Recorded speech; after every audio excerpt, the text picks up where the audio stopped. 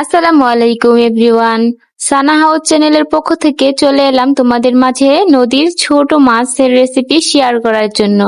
সবসময় তো বড় মাছ আমরা খেয়েই থাকি, কিন্তু ছোট মাছ অ্যাভেলেবেল পাওয়া যায় না বা একদমই কম খাই বললেই চলে। চলো আজকে তোমাদের মাঝে শেয়ার করি আমি কিভাবে রান্না করি। এখানে কড়াইতে আলুগুলো দিয়ে দিলাম, তারপরে টমেটো দিয়ে দিলাম, মরিচ ও রসুন কুচিও দিয়ে দিলাম। দিয়ে এখন আমি লবণ দিয়ে দিব, পরিমাণ মতো হলুদ, এখন দিয়ে দিলাম মরিচের গুঁড়া, সাথে একটু জিরার গুঁড়াও দিয়ে দিলাম। দিয়ে ভালো করে মাখিয়ে মাছগুলোকে দিয়ে দিব।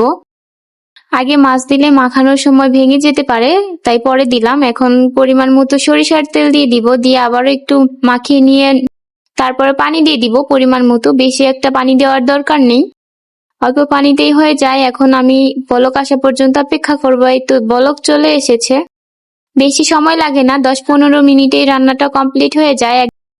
আমি পানি একদম শুকিয়ে নিব, নিচে যেন কোনো পানি না থাকে। পুরা পুরা হলে এই রেসিপিটা আরো ভালো লাগে ভীষণ, নিচে পানি থাকলে ভালো লাগে না খেতে। আমার রান্নাটা প্রায় হয়ে গেছে, আমি আরো 2-3 মিনিট রেখে দিব, একদমই পানি শুকিয়ে ফেলবো। এই তো দেখুন এখন প্রায় হয়ে গেছে, আমি নামিয়ে নিব।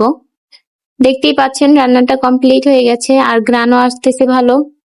এরকম ঝটপট রেসিপি পেতে আমার চ্যানেলটি সাবস্ক্রাইব করে বেল আইকন ক্লিক করে রাখবেন।